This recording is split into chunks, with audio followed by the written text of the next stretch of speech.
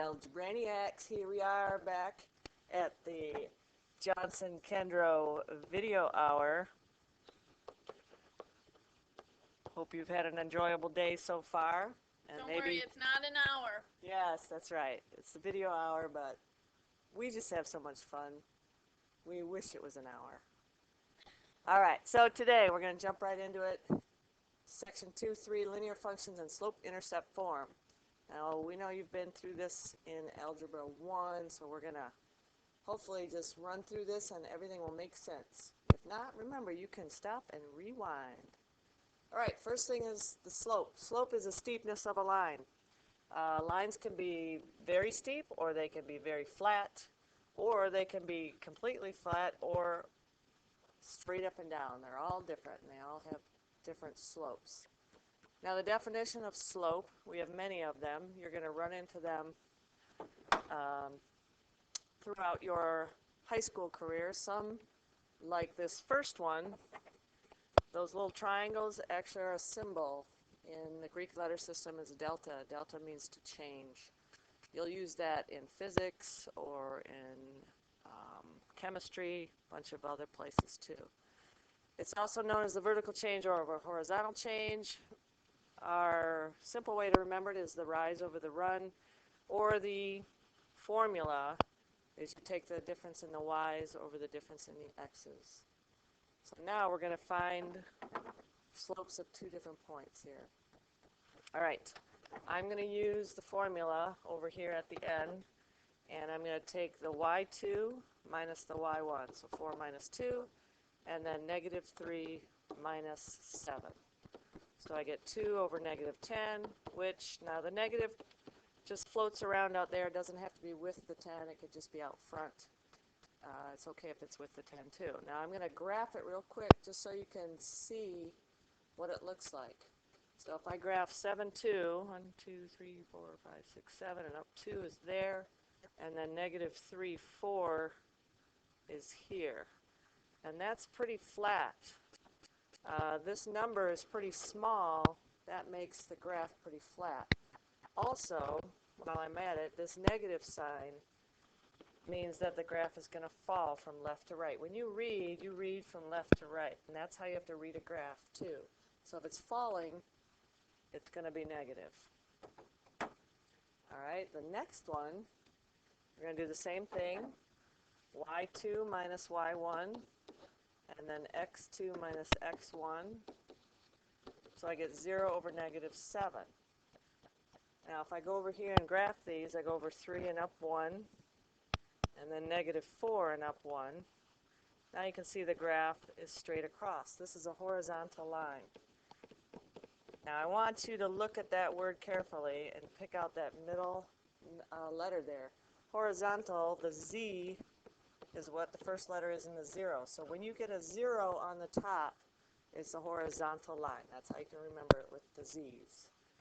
It makes it very easy when you see the Z's. Now, Mrs. Kendrow, you picked the negative 4 to go first. What if I wanted to go the other way? Would that be okay? Well, yeah, we all have choices in life. As long as you do it consistently. If you pick the y1 and x1 to go first, that's fine, or y2 and x2. As long as you do the same thing both times, you can do whatever you want. All right, the last one on this list, I'm going to do the same thing, and I'm going to do what Ms. Johnson wanted to do. I'm going to do the first one, so negative 3 minus 1 and 7 minus 7. Negative 4 over 0. Graphing that, 7, negative 3, 1, 2, 3, 4, 5, 6, 7 is here, kind of. And then 7, 1 is here. And that makes a vertical line. Vertical line, we say, has no slope. There is no slant to it. So if you have a 0 on the bottom, that answer is not 0. It's undefined. So no slope is when you get an undefined number. Can't divide by 0. And you can't walk up that slope here. This is too difficult. So we say it has no slope. All right, all this talk about slope, let's introduce you, well, hopefully it's a review actually from Algebra 1, but we're going to go back to slope-intercept form. That's probably the most common equation, and that's the one at least I like the best. So y equals mx plus b is slope-intercept form. Remember that the m represents the slope, that's the thing that's attached to the x, and then your b represents your y-intercept. So got a couple problems here. They're asking us to write the equation for the line in slope-intercept form, but the information that they give us might change. So the first one says, write the equation for a line in slope-intercept form, and in this one, they just give us the slope. M is going to be 1/3, and the y-intercept is 0, -3. The y-coordinate of that y-intercept is the same as your b. So I actually have all the information that I need. I'm ready to write the equation y equals m, which is 1/3 x, and then it's typically plus b, but because we have a negative, you should make it subtract. Okay? That was almost too easy. I know. You might think that you're doing something wrong, but it really is that easy. Okay, here's the next one. They give us the information in a little bit different way. This time, write the equation in slope-intercept form. What are the slope and the y-intercept? So it's not given. They're giving us this equation in a different form. This is actually called standard form.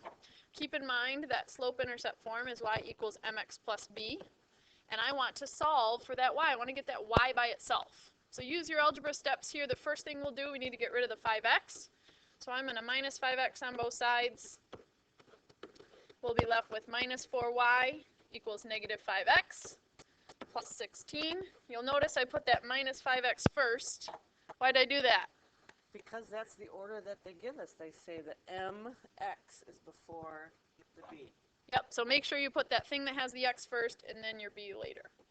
The next thing I need to do, y is not quite by itself yet. I have minus 4 out in front, so we're going to divide by -4. And when you do that, make sure you do it to everything on both sides. Don't want to leave anybody out. That's Make right. them feel bad. All right, I got a -5 over a -4. That's going to end up just being positive 5/4 x. You can divide 16 by -4, and we'll get -4 again. So here's my equation, slope-intercept form. Remember, they also asked us what's the slope and what's the y-intercept. So the slope, or you could just say m, is 5/4. That's the thing in front of the x. And then the y-intercept, I like to write as a point 0, -4. The x-coordinate will always be 0 for your y-intercept. We do have one other one. Actually, Mrs. Kendall has a really cool trick to help you solve these fractional problems. Yeah. And this is something you're going to do for the rest of your life in math. So pay attention carefully. If you have two fractions or any amount of fractions in a problem, most people don't like to deal with fractions. I know I don't especially. So I'm going to fire those fractions. I'm going to get them out of there. So I'm going to rewrite this. So my fractions are written up and down, yep, so that you can see that they're on the denominator, and I'm going to get rid of them. The best way to get rid of them is to multiply by the common denominator. Now for 4 and 2, the common denominator is a 4, so I'm going to multiply the whole thing by 4. Now when I do that, I have to make sure I distribute it to all three of them. Alright, so over here, I'm going to do that. So 4 times -3 on the top gives me -12, and that 4 stays on the bottom. And the x goes with it. Then I take -4 times 1, not -4, just 4, and that is on the top, the 2 stays on the bottom, and you keep the y. Then 4 times -1 is -4. Then you simplify. 12 over 4 is -3, 4 over 2 is 2, and -4 is just -4. Now it looks much happier, and most people are happier solving that problem too. Now we do it like we did in the problem before. We're going to add 3x. So I get 2y equals, make sure you put the x part first, then divide everything by 2. So y equals 3/2 x minus 2. This is your slope. This is your y-intercept. And if you want to put it in the ordered pair, the 0 always comes first. Okay, our last type of problem, we're going to graph these lines. So I gave you some hints in the blue. The first thing we want to do is write it in slope-intercept form. So just like we've been practicing, we want to get that to say y equals mx plus b. To do that, I'm going to minus my 4x on both sides, subtract it. That'll leave me with -7y. Again, I'm putting that -4 first, so -4x and then my plus 14. The last step is to divide by -7 everywhere. This will cancel. -4 over -7 will just be +4/7. That's going to be my slope. And then if I want to divide 14 by -7, we'll end up with -2. So there's my slope-intercept form equation. Remember, my m is the number in front of x, and my b is the number without the x. It should be the last number in your equation. I want to start with that y-intercept. So we did our first step. Now we're here, plotting the y-intercept. It should be at -2, and it should go on the y-axis. So that's where we start. Next thing we should do is use that slope to create more points. So remember Mrs. Kendrow talked about all those hints in the beginning. The numerator is going to be your rise, and your denominator is going to be your run.